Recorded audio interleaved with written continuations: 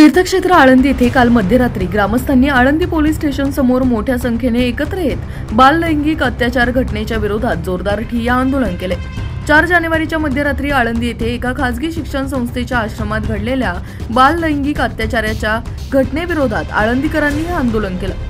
आळंदी येथे पाहुणा म्हणून आलेल्या नामदेव मिसाळ वयवर्ष 28 वर्षाच्या नराधम तरुणाने आश्रमामध्ये शिक्षण घेणाऱ्या 2 अल्पवयीन मुलांवर बाल लैंगिक अत्याचार केले होते। त्यामुळे संतापलेल्या आळंदीकरांनी आळंदी पोलीस स्थानकाबाहेर मोठ्या संख्येने एकत्र येऊन ठिय्या आंदोलन केलं। शैक्षणिक संस्थांमध्ये वारंवार बाल लैंगिक अत्याचाराच्या धक्कादायक घटना घडत आहेत। त्यामुळे अशा दुष्कृत्यांना खतपाणी घालणाऱ्या शैक्षणिक संस्था आणि आश्रमांवर तात्काळ कठोर कायदेशीर कारवाई करून अशा प्रकारच्या शैक्षणिक संस्था आणि आश्रम पूर्णपणे बंद करण्यात याव्या अशी मागणी आळंदीकर नागरिकांनी केली आहे।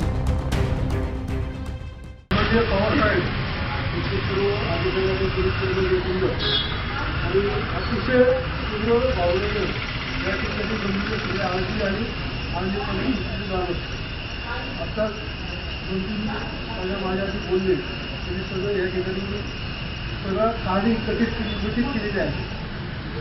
साहेब अत्यंत याच्या आधी देखील याचं 16 घटना सांगतात, परंतु या पापामध्ये आम्ही देखील जबाबदार आहोत की अनेकदा ज्यावेळेस काही घटना घडल्या तर आम्ही सामोपचारून त्या मिटवल्या।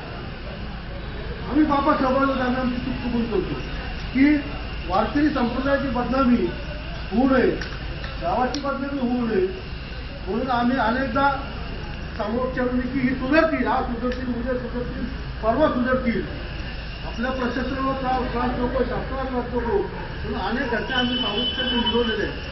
परंतु साहेब हळूहळू काय होत चालते, जसा एखादा निर्यावरला गुन्हेगार होतो तसे गुन्हेगारांपेक्षा सुद्धा बेकार हे माळ घालून किंवा भारतीय संप्रदायाच्या पुस्तकामध्ये ही म्हणजे एक घटना वाढत चालली। तर याच्यामध्ये फायदा कोणाला आहे का? याच्यामध्ये तुम्हाला देखील प्रशासनाला शासनाला देखील ताप आहे, आमचं देखील गावाची बदनामी होती।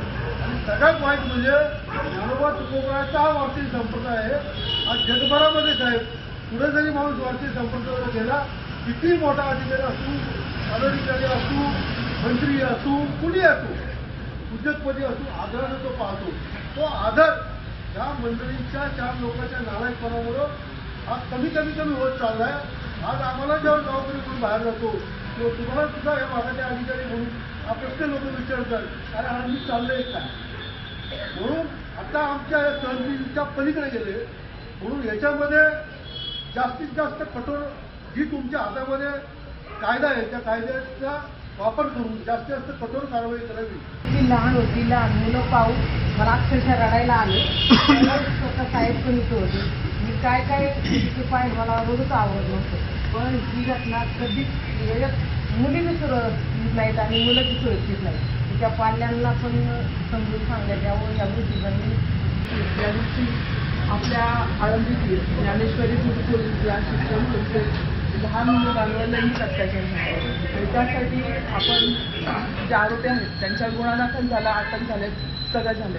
सगळे लहान मुलं जे आहेत तर संस्कारासाठी आळंदीमध्ये त्यांच्या आईवडील पाठवतात। आळंदी हे धार्मिक तीर्थक्षेत्र आहे, जिथे आपल्या मुलांवर संस्कार होतील, चांगलं धार्मिक कार्य घडेल, ते अध्यात्म शिकतील, यासाठी मुलं एवढ्या लांबून आईवडील आपले आळंदीला पाठवतात।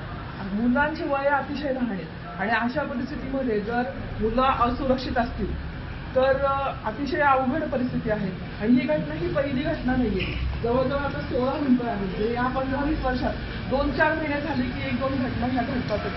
तर ह्या घटना ज्या संस्थांमध्ये घडतात त्या संस्थांवरही वचक राहिला पाहिजे। आणि ह्या मुळात ज्या संस्था आहेत त्या सगळ्या संस्था त्यांनी सांगितलं की त्या मुळातच बेकायदेशीर आहेत आणि बेकायदेशीर संस्थेमध्ये जर लहान मुलं सुरक्षित असतील तर ह्या संस्था बंद करण्यात याव्यात। ह्या 16 संस्था कायदेशीरपणे ह्या सगळ्या संस्था बंद कराव्यात, त्याच्याशिवाय मुलं सुरक्षित राहणार नाहीत। आणि त्यांच्या पालकांनाही ह्या गोष्टी माहिती व्हायला पाहिजेत की आळंदीमध्ये सगळ्या विश्वासाने इकडे जेव्हा लहान मुलांना पाठवतात त्यांच्यावर संस्कार न होता जर त्यांच्यावर अत्याचार होत असतील तर अतिशय निंदनीय घटना आहे।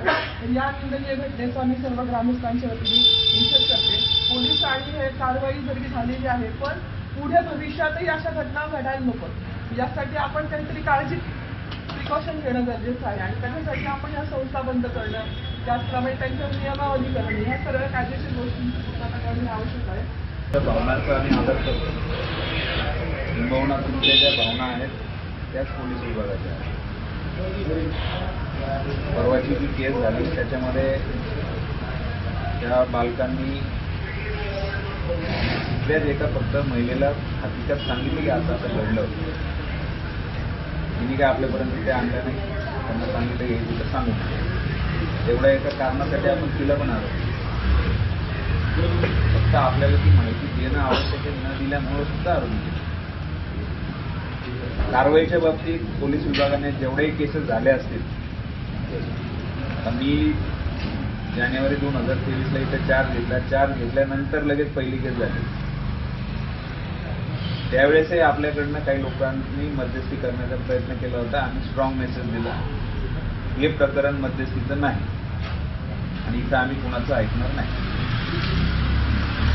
ज्यांनी मध्यस्थी केली त्यांनी त्यांच्या लक्षात आलं आपल्याला याच्यामध्ये मध्यस्थी करायचं, निघून गेले.